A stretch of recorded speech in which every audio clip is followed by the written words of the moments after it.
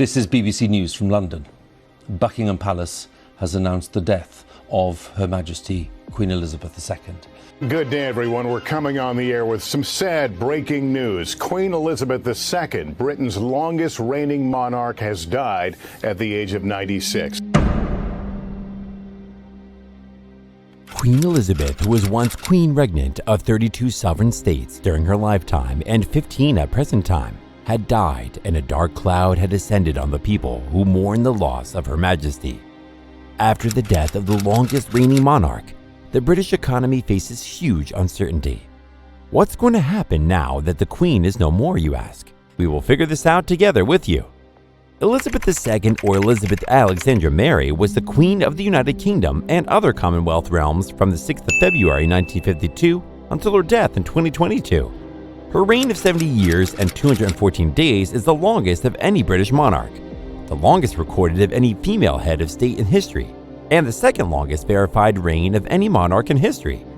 Elizabeth was born in Mayfair, London, as the first child of Duke and Duchess of York, who later became King George VI and Queen Elizabeth.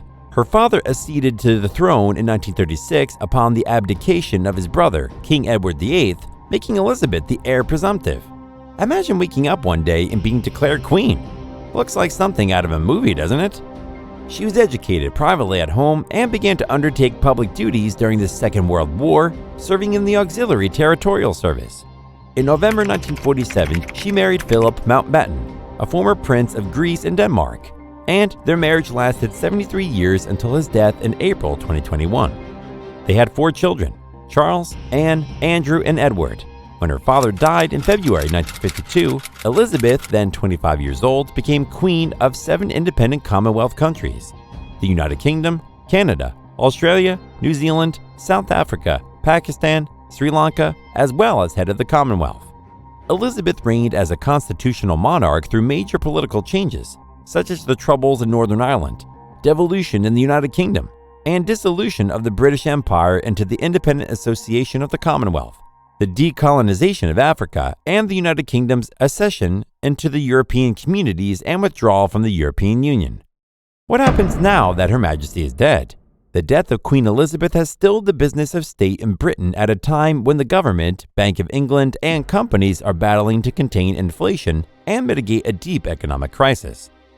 New Prime Minister Liz Truss, who was appointed by the Queen on Tuesday, just 2 days before she died, wasted no time to set out one of Britain's biggest ever economic packages on Thursday, just as news emerged of the Queen's deteriorating health.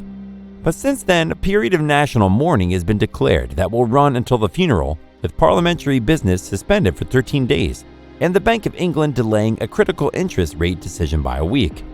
Across London, corporate and diplomatic meetings were cancelled, while some major stores and theme parks shut as organizations struggled to find the right response to the death of a monarch for the first time in Britain for 70 years. Premier League soccer matches were postponed. The second day of the men's cricket test match was suspended, while a PGA golf event was shortened after it canceled play on Friday and could not guarantee it would have the staff to continue on Monday. The 96-year-old Queen, Britain's longest reigning monarch, died on Thursday, at a time of already huge political and economic upheaval, with the economy at risk of going into a lengthy recession later this year. What happens if the UK falls into a recession? The uncertain outlook comes as the country faces rising recessionary risks. Goldman Sachs warned last week that the UK could fall into recession in the fourth quarter of this year, echoing earlier forecasts from the Bank of England. Britons are now bracing for a winter of hardship for both households and businesses. The British pound has already been on a downward trajectory over the past several months, hitting a 37-year low of $1.1469 on Wednesday. It piles pressure not only on Truss, but also King Charles, Britain's 2 new leaders, whose role it will be to rally public sentiment during a period of crisis.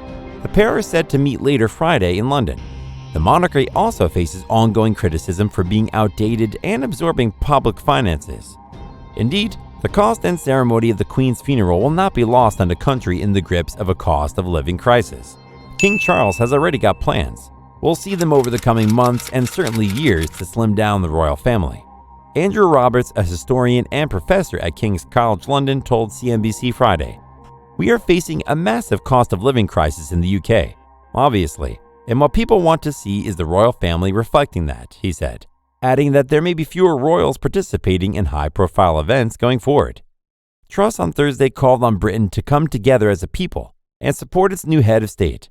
Queen Elizabeth II was the rock on which modern Britain was built, Truss said in a speech outside Number 10. With the passing of the second Elizabethan age, we usher in a new era in the magnificent history of our great country. How severe is the situation really? The fragile state of Britain's economy will be underlined this week by official figures showing a renewed slump in consumer spending amid soaring living costs, before a possible showdown in activity during the national period of mourning after the death of Queen Elizabeth II. City economists are forecasting a further rise in inflation to 10.2% in August when official figures are published on Wednesday, as the rising price of a weekly shop and sky-high energy bills add to the financial pressure on struggling households. This would mark a modest uptick from the July reading of 10.1%, which was the first time the Consumer Prices Index had risen above 10% since the early 1980s. Rail industry leaders said travel to and from London would be extremely busy, urging mourners going to the capital to plan their journeys in advance. Extra bank holidays can provide a boost to retail sales and hospitality spending. However, additional bank holidays have also led to a fall in monthly output for the economy as a whole, with businesses and factories closing their doors early.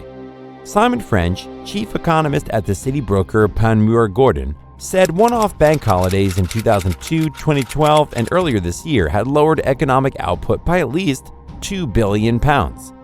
There are a few parallels for this moment, and that makes forecasting particularly difficult, he told the Sunday Times. We may not simply be talking about an extra bank holiday. There could be a prolonged period of national mourning. On Friday, some retailers temporarily shut their doors, and many events including conferences and sports fixtures due to be held this week have been postponed. Taken together, this suspension of normal business and cultural life could weigh on an already gloomy economic picture. Households have begun reining in their spending in response to soaring prices for basic essentials, with the city braced for figures confirming a drop in August retail sales in Great Britain when the Office for National Statistics publishes its latest monthly data later this week. Economists polled by Reuters expect a fall of 0.4% on the month, reflecting the downturn in wider economic activity as Britain drifts towards a lengthy recession. Last week, the government set out plans to freeze energy bills at an average of £2,500 a year for 2 years. This will be done as part of a package of support for homes and businesses that marks one of the biggest government interventions since the financial crisis. In her first major act as Prime Minister, Liz Truss said its energy price guarantee would give people certainty on energy bills, curb inflation, and boost growth. Electricity prices leapt by 54% in the 12 months to July. Part of the surge in power costs that last week led to new Prime Minister Liz Truss announcing a cap on domestic energy tariffs. That announcement has reduced the risk of a severe hit to the economy, albeit at the cost of £100 billion or more to the already stretched public finances. Last month, the Bank of England (BOE) forecast that Britain would slip into a recession at the end of 2022 and not come out of it until early 2024, due in large part to the hit to living standards from the energy price surge. The BOE is expected to raise interest rates again on September 22nd as it seeks to combat an inflation rate above 10%. A heat wave in July might also have been a factor behind the fall in power demand, although there were signs that it boosted ice cream manufacturers and visits to amusement parks and golf clubs, the ONS said. Services output grew by a monthly 0.4% in July, but industrial production was down 0.3% and construction dropped by 0.8%, reflecting the jump in prices for materials, part of the broader inflation surge, as well as lost working hours because of the hot weather. Separate trade figures also showed the impact of soaring prices, with the value of imports of fuel hitting an all-time high of £11 billion in July and representing a record 21% of all goods imports. Bonus fact. We appreciate you staying with us this far, dear viewers. Here's the promised bonus fact as a token of thanks. Elizabeth, who opened the 1976 Summer Olympics in Montreal, also opened the 2012 Summer Olympics and Paralympics in London, making her the first head of state to open 2 Olympic Games in 2 countries. For the London Olympics, she played herself in a short film as part of the opening ceremony, alongside Daniel Craig as James Bond. But on the 4th of April 2013, she received an honorary BAFTA for her patronage of the film industry and was called the most memorable Bond girl yet at the awards ceremony. Question: What do you, our lovely viewers, think about the economic uncertainty the British are facing in the wake of the Queen's death? What are your thoughts on the new King and the Queen Consort? Comment down below and let us know your thoughts.